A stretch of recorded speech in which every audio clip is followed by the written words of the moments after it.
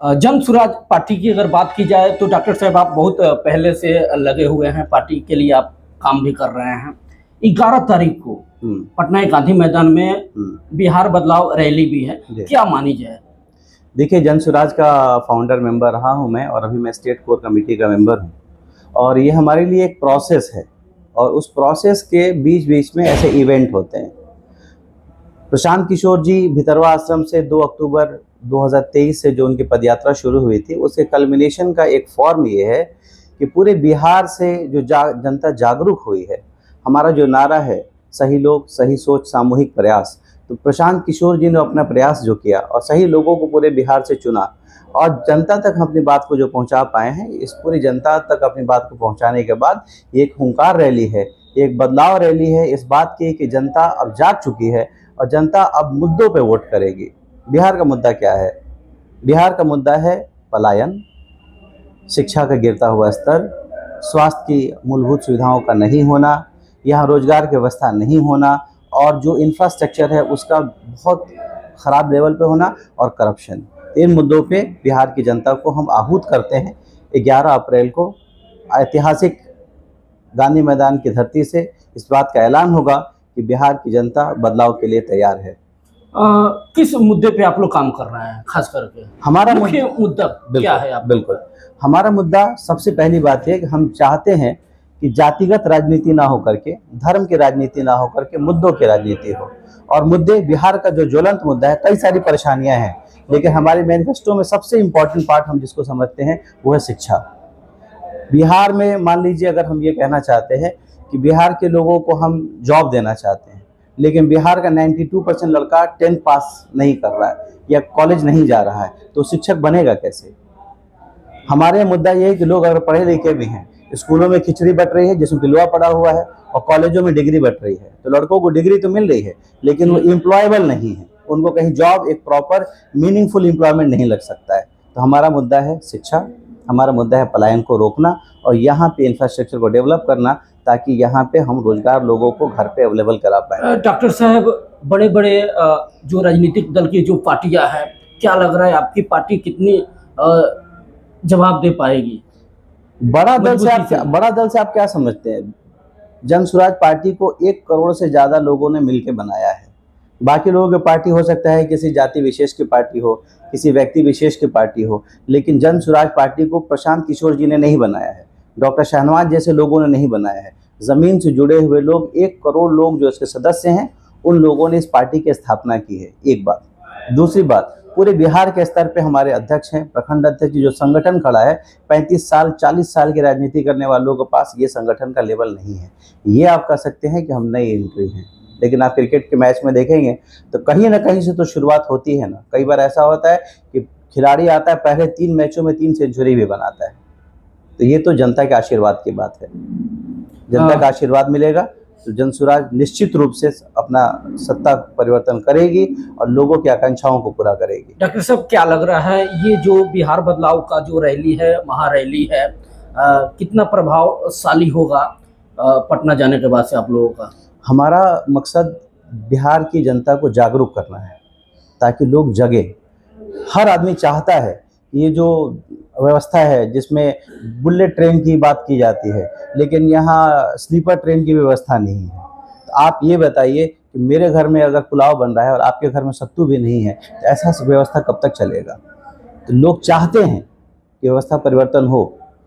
बहुत बड़ी-बड़ी यूनिवर्सिटी अगर बॉम्बे में खुलती है और यहाँ बेसिक एजुकेशन के लिए लाले पड़े हुए हैं, तो ऐसा बिहार के साथ ये ठगने का कार्यक्रम कब तक चलेगा? बिहार की 25 लाख करोड़ पूंजी पिछले 35 सालों में यहाँ से निकाल करके गुजरात, चेन्नई, मुंबई ऐसी जगहों पे लग गया। सवाल ये है कि यहाँ रोजगार कब लगेगा? बिहार के लोग क्या मजदूरी करने के लिए पैदा हुए इस देश में? तो बिहारी अपनी अस्मिता की लड़ाई लड़ रहा है और डेफिनेटली अगर जनता का सहयोग रहा तो ये एक मील का पत्थर साबित होगा एक व्यवस्था परिवर्तन को लेकर के और हम लोगों की आकांक्षाओं को पूरा कर पाएंगे। हमारे साथ ज़्यादातर लोग वैसे जुड़े हैं जिनकी अपनी कोई आकांक्षा नहीं है। हम ये चाहते हैं कि जो कुछ हमें इस राष्ट्र से प्राप्त हुआ है हम बाहर से लेके आए हैं। हम चाहते हैं कि बिहार के लोगों को बिहार की सरजमीन पे और गौरव के साथ सम्मान के साथ उनको दे पाए उनको बाहर जाकर बिहारी होने का गाली का दंश न सहना पड़े, उनको ईद, बकरीद, छठ और दुर्गा पूजा के समय बाहर न रहना पड़े और ट्रेनों में भीड़ बकरियों की तरह भर के न आए। ये बिहारी अस्मिता की बात है। लेकिन देखा जाए डॉक्टर साहब, तो चुनावी राजनीतिक दल की जो पार्टी है ये एजेंडा बना लेती है, लेकिन जैसे ही लोग आते हैं सीट पर तो सभी बातें मुकर जाती है। ये भी अक्सर देखने को मिलता है। बिल्कुल बिल्कुल, आपने सही कहा। जैसे मैं नाम लेके नहीं कहना चाहूँगा, एक साहब ने कहा है कि बिहार की जितनी औरतें हैं उनको 2500 रुपया वो महीने का वो देंगे। तो होता क्या है कि हम वैसी कोई बात नहीं कह रहे हैं जिसको हम पूरा नहीं कर पाए। अगर आप ये कहना चाहते हैं कि 4 करोड़ 6 करोड़ औरतों को देना चाहेंगे तो साल का 1.5 लाख करोड़ का बजट होगा। बजट ही 2.25 लाख करोड़ का है, बाकी चीजें होंगी कैसे? हम जो बातें कह रहे हैं बहुत बेसिक बातें हैं। हम ये कह रहे हैं कि हम स्कूल्स बनाएंगे, हम ये कह रहे हैं कि हम भूमि सुधार लागू करेंगे, हम ये कह रहे हैं कि हम यहाँ पे शराबबंदी जो बेकार तरीके से लागू है, हम उससे जो राजस्व आ रहा था उस राजस्व का इस्तेमाल बिहार के विकास में करेंगे। अभी जो 20,000 करोड़ का राजस्व है किसके पास जा रहा है? करप्ट नेताओं के पास, ब्यूरोक्रेट्स के पास, पुलिस के पास और माफिया के पास। ऐसा नहीं कि बिहार में कुछ नहीं है। सिवान के आप रहने वाले हैं और सिवान में देखा जाए तो करप्शन अपने सीमा पे है, इस पर आपकी क्या राय है और आप क्या सोचते हैं? देखिए, ऐसा नहीं कि सिर्फ सिवान में है। समाज के जो डॉक्टर्स होते हैं, जो ब्यूरोक्रेट्स होते हैं, जो पुलिस पदाधिकारी होते हैं, ये समाज का ही प्रतिनिधित्व करते हैं, वो अलग से तो कहीं आया नहीं है। तो सामाजिक मूल्यों का ह्रास हुआ है।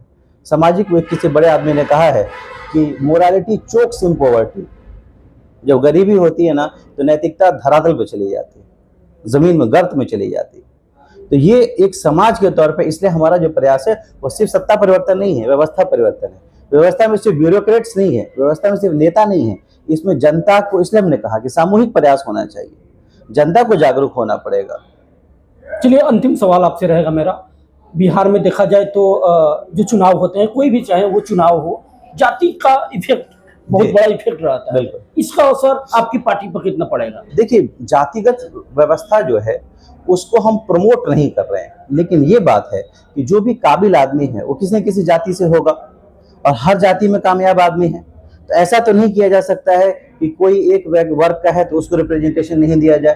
तो जन सुराज सिर्फ कथनी में नहीं, करनी पे आप देखेंगे तो हमारा जो संगठन बना है देवन से लेकर के आज तक, हमारी जो कार्यकारिणी समिति बनी उसको देखें, जो कोर कमेटी है, जिस वर्ग के जितने लोग हैं उनको उतना रिप्रेजेंटेशन दिया गया है। और इंशाल्लाह 243 सीट पे जन सुराज लड़ेगी और उसी प्रोपोर्शन के हिसाब से जितने जो वर्ग हैं उन वर्ग के लोगों को उसमें रिप्रेजेंटेशन दिया जाएगा। और सिर्फ नाम मात्र के लिए नहीं दिया जाएगा, ये नहीं देखा जाएगा कि बहुत बड़ी इस जाति के बहुत बड़े व्यक्ति के लड़के हैं तो इनको दे दिया जाएगा।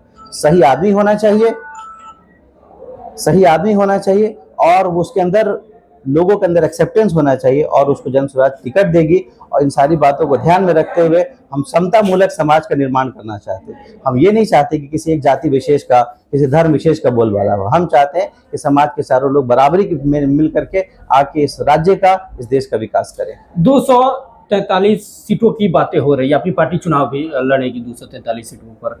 क्या लग रहा है कितना अर्जित आप लोग करने वाले हैं सीट पूरे बिहार? हम तो 243 पे 243 की तैयारी करके आएंगे। ये तो ऐसे बात हुआ कि मैच अगर इंडिया मान लीजिए ऑस्ट्रेलिया के खिलाफ अगर खेल रहा है तो उसे कहा जाए कि आप कितना चांस है जीतने का। हम तो 100% के लिए लड़ना चाहते हैं। चलिए, बहुत बहुत शुक्रिया। बहुत धन्यवाद आपका। चलिए, हमारे साथ जन सुराज पार्टी के नेता डॉक्टर शाहनवाज आलम थे, जिनसे हमारी बातें हुई, खास करके आगामी विधानसभा चुनाव को लेकर के। बता दें कि इस वर्ष चुनावी वर्ष है, बिहार में विधानसभा का चुनाव होना है और ऐसे में हर एक राजनीतिक दल की जो पार्टी है अब अपना कमर भी कस रही है। फिलहाल आप बने रहें आगे की खबरों के लिए।